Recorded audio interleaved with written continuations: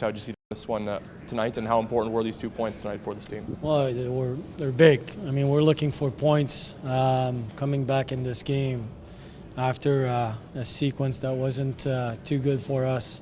And I even told the bench, I'm not going to call a timeout. We need to figure it out. We need to get going here. And then Vesalainen scored a goal.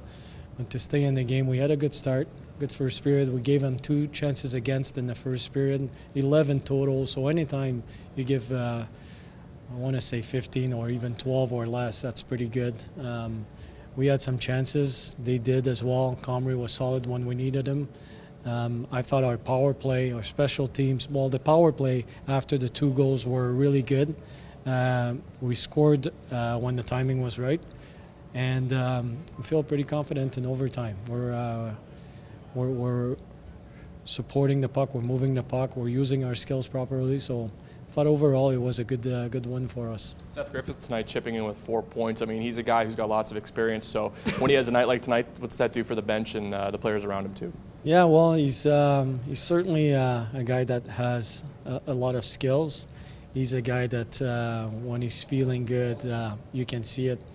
And he's so the type of players you play with him has also an impact on his game. He's the type of guy that needs the puck. He needs to make plays, and I thought CJC's did a great job today. I mean, this guy came back from the road trip at 3:30 in the morning, so he's in bed at 4:30. God knows what time he falls asleep, and he's there at 2 o'clock today and playing the way he did today. That's amazing. Him and Noje, actually. And then Peterson has been really good for us recently. He's driving his feet. He's a physical presence. So that combination of those 3 guys were really good. And Griff made a nice play yesterday on Lipper's goal. And today he was moving his feet. He had the puck quite a bit, making the right plays and making plays when he's moving his feet.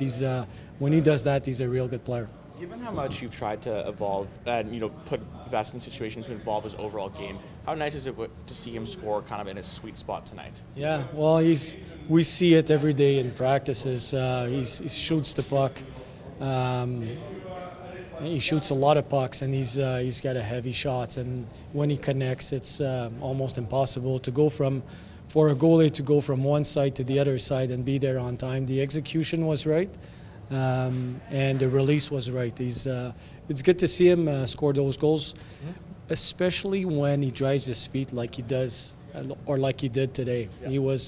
You look at his forechecking shifts today. When he was our first forechecker, he was moving his feet. His stick was good, but he also was finishing his checks. He was stronger on the puck. And from my experience, when you do that, at some point, you get rewarded somehow, and he did on that goal, but that was a good shot. Is the next step for him a matter of doing that consistently with the goal scoring and being able to take that to a game-breaking level?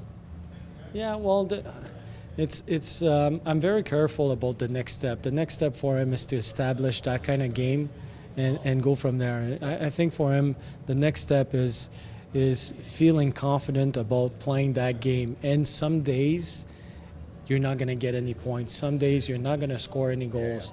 But staying confident with that game, and if he learns to do that consistently, he's going to become a good player. Because, you look at him and he wins some of his battles, some he doesn't win, and it's just being stronger physically, and it's going to come with time. It's just a little bit of patience, but today he was moving his feet, and when he does, he's a good player. What played into Mikael Burnham being scratched today?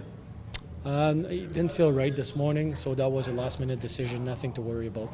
Was it just like he tweaked something, or just wasn't feeling as well? No, well, after the game, he wasn't feeling right yesterday, so we monitored that part, okay. And today, this morning, we waited and see how he was feeling, so it's day-to-day. For sure. If we're on the topic of injuries, Derek Kulak we've seen at practice in a non-contact. It looks like he's been progressing quite nicely. Is there any sort of timetable for Derek's return to the lineup? He should have. He should be full practice next week, and we hope that he's going to be a player available for the team next week.